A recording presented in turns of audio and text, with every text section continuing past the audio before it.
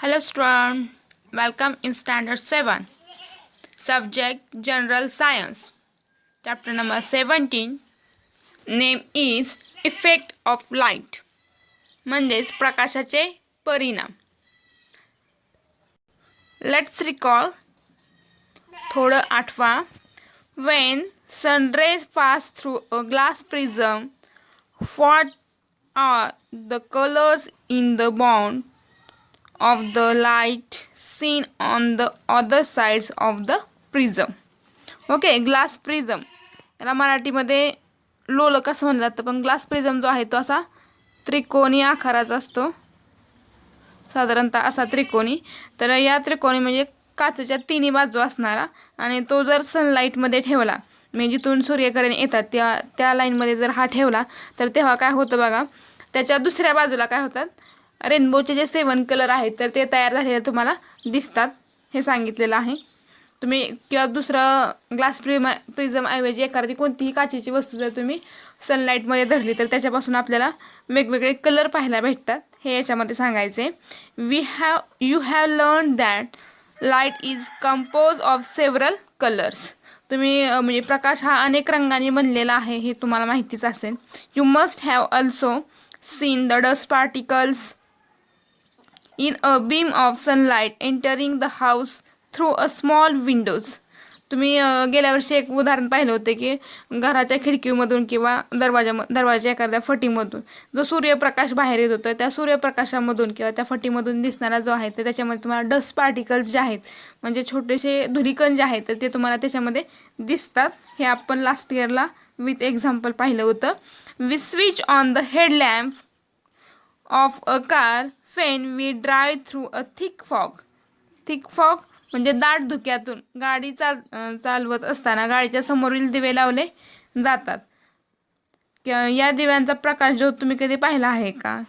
You might have seen a beam of this lamp. What do we really see when we see a beam of light? We see tiny dust particle floating in the beam.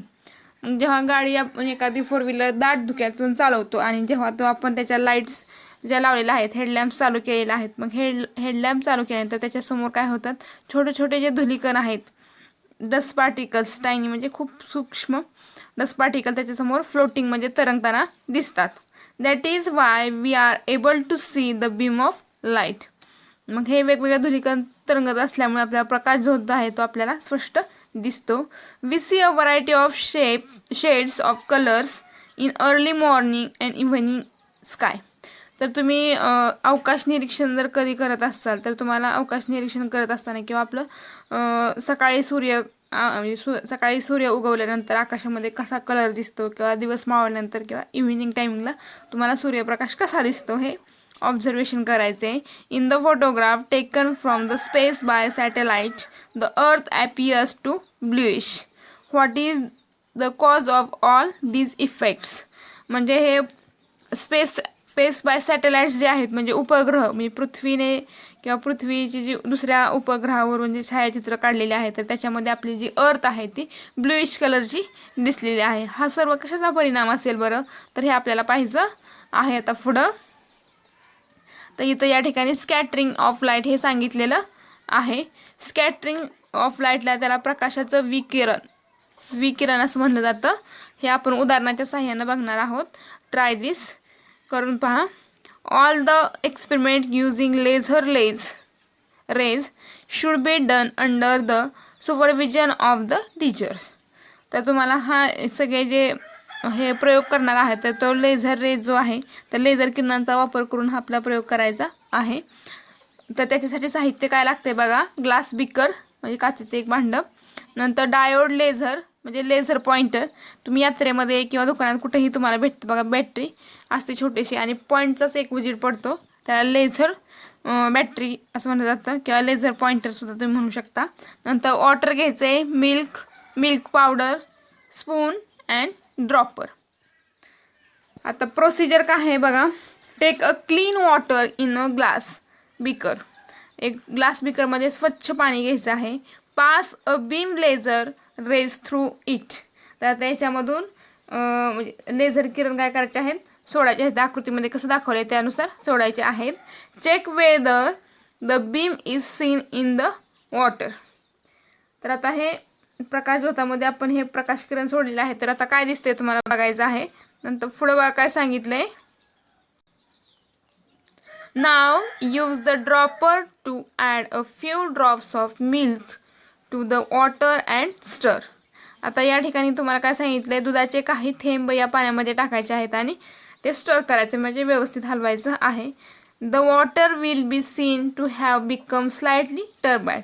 मग हे दूध त्या पाण्यामध्ये थोडंसं दूध add केल्यामुळे तुम्हाला जे पाणी आहे ते थोडंसं काय झालं, गढूळ झाल्यासारखं दिसेल. टर्बाइड म्हणजे गढूळ होणं, किंवा जसं पहिलं ट्रान्सपरंट होतं तसं ट्रान्सपरंट दिसणार नाही. Now pass the laser beam into again. मग आता पुन्हा काय करायचं, ही लेझर पॉइंटर आहे त्याच्यामध्ये असं धरायचं आहे की जेणेकरून आपल्याला त्याच्यामधून लाईट पास होते का हे चेक करायचं आहे. A light beam is not seen a plain water. मग हे लाईट जे आहे आपण लेझर पॉइंटरचे घेतलेले आहे, तर प्लेन वॉटर जेव्हा असतं साधं पाणी फक्त घेतलेलं, तर त्याच्यामधून लाईट ही पास होताना दिसत नाही. But clearly seen in slightly turbid water. मग जेव्हा आपण त्याच्यामध्ये मिल्क ॲड केलं आहे फ्यू ड्रॉप्स, तेव्हा काय होतं, हे जी लाईट जी पास झालेली आहे लेझरची, तर ती क्लिअर आपल्याला दिसलेली आहे. The light rays hit and tiny particles of milk get scattered. तर हे कशामुळे झालं असेल बरं, म्हणजे दूध टाकल्यानंतरच आपल्याला ही तिरकी जी लाईन दिसती, तर ती तिरकी लाईन दिसते. स्वच्छ पाण्यामध्ये तिरकी लाईन दिसली नाही. तर काय झाले बघा, दुधामध्ये जे असणारे सूक्ष्मकण आहेत, तर ते सूक्ष्मकण जे आहेत तर त्याच्यावरती ही लाईट रेज किंवा लेझर रेज जे आहे त्याच्यावरती ते आदळलेले आहेत. आणि आदळल्यामुळे काय झालं, त्याच्यावरती पडलेले आहेत आणि ते सगळीकडे विखुरलेले आहेत, म्हणजे रिफ्लेक्शन होऊन सगळीकडे पसरलेले आहेत. त्याला आपण स्कॅटर्ड किंवा विकिरण किंवा पसरणे असं म्हणतो. If these scattered rays enter our eyes we perceive the light. Okay, म्हणजे हे पसरलेले किंवा स्कॅटर झालेले जे रेज आहेत ते आपल्या डोळ्यांना दिसतात. त्यालाच आपण स्कॅटरिंग ऑफ लाईट असं सुद्धा म्हणू शकतो. म्हणजे प्लेन वॉटरमध्ये तुम्हाला हे रेज दिसत नाहीत, पण जेव्हा त्याच्यावरती टायनी पार्टिकल्स, तुम्ही मिल्क घेऊ शकता किंवा तुम्हाला वॉशिंग पावडरसुद्धा तिथे यूज करू शकता किंवा कोणतंही त्याच्यामध्ये ॲड करू शकता. आणि ते आपल्या हे वेगवेगळे पदार्थ पाण्यामध्ये ॲड केल्यामुळे आपल्याला कोणतीही वस्तू दिसते. कारण का दिसते ही वस्तू, तर त्याच्यामध्ये आपण हे डस्ट पार्टिकल्स किंवा टायनी पार्टिकल्स असतात, त्याच्यामुळे त्याचं स्कॅटर होतं.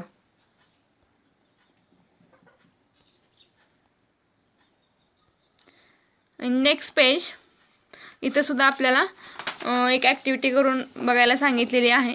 आता आपण पहिल्या ह्याच्यामध्ये पाहिलं होतं की मिल्क ॲड केलेलं होतं. तर आता इथे सांगितलेलं आहे मिल्क वापरा, त्यानंतर मिक्स साल्ट वापरून बघा, नंतर sugar, detergent powder in separate beaker of water and observe weather a laser beam is seen in them. हे सगळे तुम्ही त्याच्यामध्ये वापरू शकता आणि त्याच्या निरीक्षण करा की कशामधून प्रकाश होतो, मला क्लिअर दिसतोय, एका स्ट्रेट लाईन आहे, एका लाईन क्रॉस केलेली आहे, हे तुम्ही चेक करायचं आहे. घरी पण करू शकता. वेन सनराईज म्हणजे जेव्हा सूर्य उगवतो तेव्हा काय होतं, अवर सराउंडिंग ॲपियर्स इल्युमिनेटेड. जेव्हा सूर्य उगवतो तेव्हा आपला सगळा परिसर काय होतो, प्रकाशित. इल्युमिनेटेड म्हणजे प्रकाशित होतो. The entire sky appears bright. आकाश सगळीकडे ब्राईट झालेलं किंवा उजळलेलं दिसतं. This happens because of the dust and other tiny particles in the air. मग हे स्वच्छ किंवा ब्राईट आपल्याला स्काय कशामुळे दिसतं, तर एअरमध्ये असणारे डस्ट आणि टायनी पार्टिकल्स याच्यामुळे आपल्याला हे हवेतील रेणू किंवा सूक्ष्मकण, धुलीकण ह्या कणांमुळे काय होतं, आपल्याला सगळा भाग जो आहे तो ब्राईट दिसतो. This is scattering of sunlight by the tiny particles of the various constituent of air. Had there been no atmosphere the sky would have appears dark during the day and of course the sun would be directly seen. तर सूर्यप्रकाशामध्ये म्हणजे सूर्यप्रकाशाच्या हवेतील विविध घटक आहेत किंवा सूक्ष्मकण आहेत, तर त्याच्यामुळे आपलं स्कॅटरिंग ऑफ लाईट होतंच. पण पृथ्वीवर जर वातावरण नसतं तर का नाही आपल्याला आकाश जे आहे ते दिवसासुद्धा ब्लॅक कलरचं दिसलं असतं. याचाच अर्थ काय होतो की थेट सूर्य दिसला असता. मग पृथ्वीच्या वातावरणाच्या बाहेर जाणाऱ्या किंवा अग्निबाण किंवा एखादा उपग्रह वगैरे जर असतील तर त्याच्यावरून हा याचा म्हणजे शोध घेण्यात आलेला आहे. This has been verified by observation from the rockets satellites which go out of the earth atmosphere. मग हे आपल्याला पृथ्वीवरती म्हणजे डस्ट पार्टिकल टायनी पार्टिकल्स आहेत त्याच्यामुळे काय होते आपल्याला सगळीकडे प्रकाश पसरलेला दिसतोय. पण हे जर डस्ट पार्टिकल्स किंवा नसते तर आपल्याला सगळीकडे अंधार दिसला असता. मग हे आपल्याला चेक करण्यासाठी आपण काही सॅटेलाइट्स काही उपग्रह काही रॉकेट्स असतील ते दुसऱ्या ग्रहावरती पाठवले आणि तिथून पृथ्वीवरती ऑब्झर्वेशन केलं आणि मग त्याच्यानुसार हा निष्कर्ष लावलेला आहे. तर या ठिकाणी तर आपल्याला एक ॲक्टिव्हिटी करायची आहे. तर काय सांगितले बघा, ॲपरेटस काय इथं वापरायचे. अ table lamp with 60 or 100 watt milky bulb म्हणजे LED विल नॉट डू.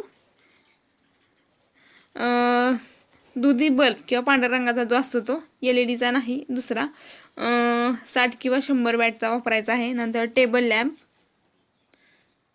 नंतर थिक ब्लॅक पेपर घ्यायचा आहे. नंतर sticking tape, packing needle, 100 to 200 ml glass beaker, milk all milk powder, dropper and spoon etcetera. Procedure काय करायची बघा. Cover the mouth of the lamp shade properly with the black paper. हा lamp आपल्याला आकृतीमध्ये दिसतो टेबल लॅम्प. टेबल लॅम्पचा जो आहे तो पुढचा भाग किंवा लाईटचा पुढचा फेस तो ब्लॅक पेपरनं पूर्णपणे पॅक करायचा आहे. Using sticking tape. Prick a whole of 1 to 2 millimeter diameter in the centre of the paper. हा जो ब्लॅक पेपर घेतला त्याला मध्यभागी काय करायचं आहे 2 millimeter डायमीटर असणारच एक सेंटर घ्यायचं आहे. With the help of packing needles, सुईच्या साह्यानं म्हणूयात आपण किंवा दाभण वगैरे त्याच्या साह्यानं एक छोटंसं होल घेतलेला आहे. Take clear water in a beaker. आता की बीकरमध्ये स्वच्छ पाणी घ्यायचं आहे. Light the bulb and place the beaker it contact with the hole. म्हणजे या ठिकाणी काय करायचं आहे लाईट आणि बल्ब जो आहे तो एका आणि बीकर हे तिन्ही एका लाईनमध्ये येतील अशा मापात ठेवायचं आहे. आकृतीत कसं दाखवलं आहे तसं. नंतर observe from the front at the angle of 90 degree. Now add 2 to 3 drops of milk to the water and stir. Observe again. आता काय करायचं आपल्याला ड्रॉपरच्या साह्यानं याच्यामध्ये